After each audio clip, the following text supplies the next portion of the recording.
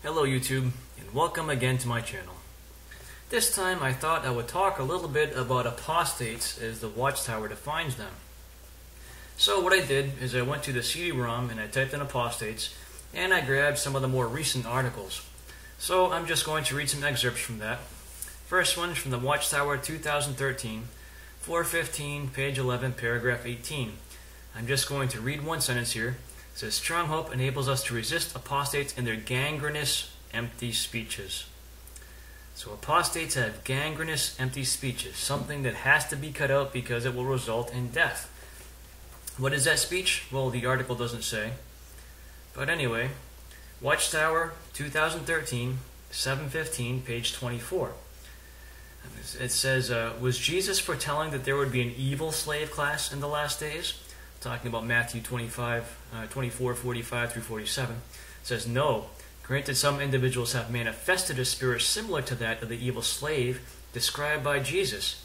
We would call them apostates, whether they were of the anointed or of the great crowd. Now, what does the evil slave do? They beat their fellow slave because they perceive the master to be delaying. Now, what group of people do you know that beats their fellow slave, perhaps demanding that they do a lot for their organization, always telling them that they're not good enough, telling them that if they leave the organization that they won't have salvation, telling them that only evil people are outside the organization? Is that what apostates are saying? No. There is a group that's saying that, though. So do apostates ever tell people they have to do a specific kind of work to earn favor by anybody? No. Do they make them spend all kinds of time and money to advance the cause of apostates? No. Do they tell people that they're worthless unless they're with a specific organization? No. Well, who's really the evil slave there? Alright, Watchtower, 2012, 515, page 26, paragraph 13. Are you reflecting the glory of God? For instance, we need to guard against succumbing to apostasy, a sin that would make us unfit to glorify God. Let us therefore have nothing to do with apostates or anyone who claims to be a brother but who is dishonoring God. It also says, we are not benefited by trying to refute the arguments of apostates or those who are critical of Jehovah's organization. In fact, it is spiritually dangerous and improper to peruse their information, whether it appears in written form or it is found on the internet.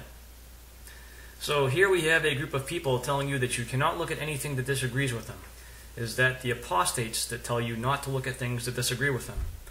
No, apostates say, here's both sides of the story. Please, look at the other side. You decide for yourself.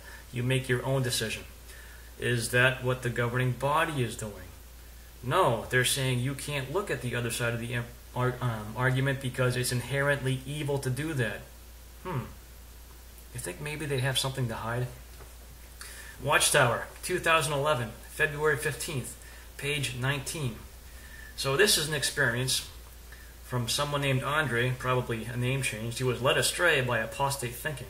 He recalls, initially I was attracted to the so-called truths that the apostates spoke of. The more I examined what they said, the more I came to think that I was justified in leaving Jehovah's organization. But later, as I did some research on the apostates' arguments against Jehovah's Witnesses, I became aware of how crafty the false teachers were. Information taken out of context was their strong evidence against us. Thus, I decided to start reading our publications again and to attend the meetings. Soon I realized how much I had missed. Happily, Andre returned to the congregation. Now, there is a group that is known for always taking their information out of context. Is that the apostates? No, the Watchtower literature just in January of 2015 had to change one of their articles that's up online because they purposefully took out of context the information of a scientist by the name of Rama Singh, or something like that. Do apostates do that? No, they usually cite their source material to allow people to look it up for themselves. How often, though, does the Watchtower cite their source material? Oftentimes they say an expert said, or they quote the person who said something, but they don't tell you where they said it. They're notorious for taking their information out of context, even in the scriptures. Watchtower, 2011, 715, page 15, paragraph 4. Will you heed Jehovah's clear warnings? Rather than going out and making their own disciples, apostates seek to take Christ's disciples with them. Like ravenous wolves, false teachers are out to devour trusting members of the congregation, destroying their faith and leading them away from the truth. Alright, so who is out going to Christian churches to get followers? Is it apostates? No, I think it's Jehovah's Witnesses. They primarily prey on those who are already Christians.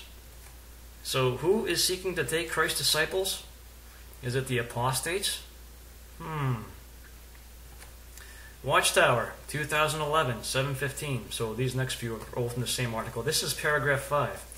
How do false teachers operate? Their methods reveal a cunning spirit. Apostates quietly bring in corruptive ideas. Like smugglers, they operate in a clandestine manner, subtly introducing apostate views. And just as a clever forger tries to pass phony documents, so apostates use counterfeit words or false arguments trying to pass their fabricated views as if they were true. They spread deceptive teachings, twisting the scriptures to fit their own ideas. Clearly, apostates do not have our best interest at heart. Following them would only divert us from the road that leads to eternal life. Okay, let's talk about 1914 for a millisecond. 607 is a historically unsubstantiated date. There is a mountain of evidence backed up by thousands of documents from the era that demonstrates beyond the shadow of a doubt that Jerusalem did not fall in 607. It was 586 or 587, beyond question. So who there is trying to forge phony documents? Not the apostates. They say, here is what is proven true. And they don't have to try to explain scriptures like Jeremiah to make it sound like they're talking about something different than they are. And they twist the scriptures. So twisting the scriptures, so suddenly the desolation of Jerusalem is turned into an exile. The scripture does not say that Israel will be in exile. It says it will be in a desolation, which can indicate that it's under the control of a foreign power. So who's twisting the scriptures? Is it apostates? Same article, paragraph 6. Well, apostates are mentally diseased, and they seek to infect others with their disloyal teachings. So apostates are mentally diseased. This, along with all the others, is a logical fallacy called poisoning the well, or shoot the messenger, or ad hominem, which means to attack the person. What they are doing is destroying the character of these so-called apostates, saying they're mentally diseased and they seek to infect others with their disloyal teachings.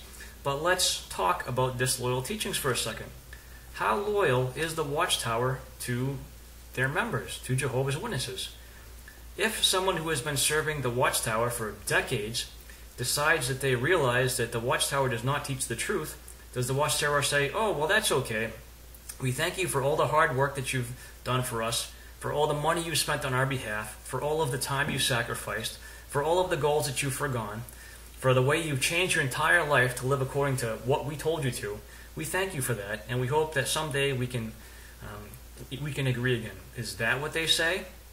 No, it's not. So, for example, if you've been a witness for several decades, if you've served as an appointed individual, let's say that you took that time that you used and you were actually paid a salary. So let's say for 10 years you had some sort of full-time service.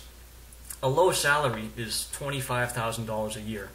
10 years at $25,000 a year is $250,000. So did the Watchtower ever pay you $250,000 for that 10 years of service? No. Will they reimburse you in any way, shape, or form for that service? That's a sacrifice that you're never going to get back. Are they in any way, shape, or form loyal to you? No, they're not. Loyalty only goes one way for the Watchtower. You have to be loyal to them, and they don't care at all about you, as is demonstrated by the way they always expect you to do more for them. So, who has disloyal teachings? Watchtower, 2009, 415, page 6, paragraph 15. Satan was the first creature to turn apostate. Modern-day apostates display characteristics similar to those of the devil.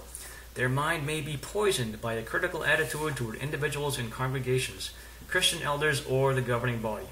Some apostates oppose the use of the divine name Jehovah. They are not interested in learning about Jehovah or in serving him.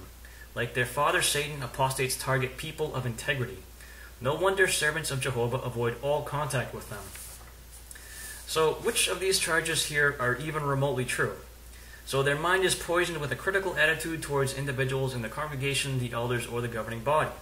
So they ask reasonable questions saying, here's what the proof says, but this is what you teach. Why is that? The governing body, in their inability to answer, says, well, you're being critical, so you're an apostate. And the use of the divine name Jehovah. Well, I did a video about that name.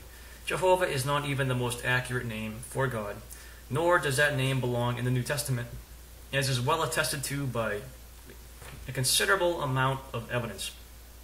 So this is what you would call a red herring. It's a non-issue. They're not interested in learning about Jehovah or in serving him. That's also not true. Many who the organization considered to be apostate are very interested in God and learning about him and in serving him. So that's nothing more than a lie and slander. So once again, what you see here is just an attempt upon the part of the organization to slander and misrepresent those who leave. Watchtower, 2009, 615, page 17, paragraph 6. Similar today, Jehovah's people need to be on guard against apostates and other wicked men who use trickery or cunning for selfish purposes. So now, informing people the truth is called having a wicked purpose. So God forbid that you tell somebody what the Watchtower's teaching is not true, because that will categorize you as being wicked. Nice. Watchtower, 2008, January 15, page 26, paragraph 11. He has tried to use apostates and others to convince us that the teachings we follow are false, but that tactic has usually failed. So here they don't even try to defend the many false teachings that they propagate. They're just saying that Satan is using people to try to convince Jehovah's Witnesses that their teachings are false. Well, if their teachings are true, it should be extremely easy to defend, but they don't even make an attempt.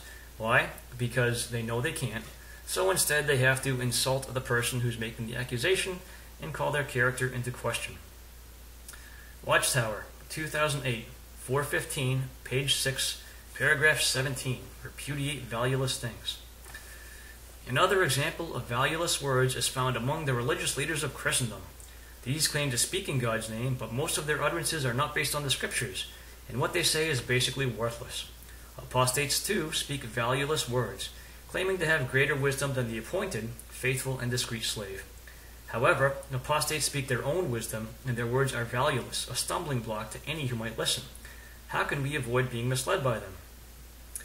So the funny thing about this is, let's say in 2008 that you decided that you were going to teach that the faithful and discreet slave is just the governing body. Not all of the anointed, but just the governing body. At that point, you would have been an apostate. But guess what? Now that's the teaching. And now if you're an apostate if you say that all the anointed are the faithful and discreet slave. Okay, so let's say that in 2008 you said that the generation meant a generation of the anointed who see the sign of Jesus' presence. That was the teaching at the time. But what if you said, you know something?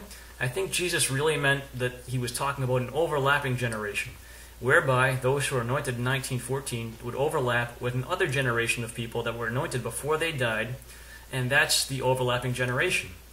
Well, if you taught that in 2008, you would be an apostate.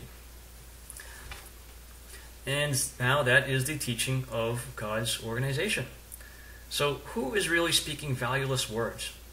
Well, Charles Taze Russell originally taught that Armageddon would come in 1914. Did that bring any value to anybody that listened to him? They're all dead and Armageddon never came. Rutherford said it would come multiple times in 1925, shortly after 1941. That didn't happen. At one point the teaching was 1975. That never happened. At one point the teaching was within the generation that saw the events of 1914. That didn't happen. Was there any value in changing your life according to those predictions that's proved to be false? Who's speaking the valueless words? So there you have it. Who are the apostates? By their own words, they judge themselves. So Spike here has 2 shot glasses because he has to take 2 shots to discuss this subject matter because it's so crazy. Anyways, that's the video for this time. Thanks for watching.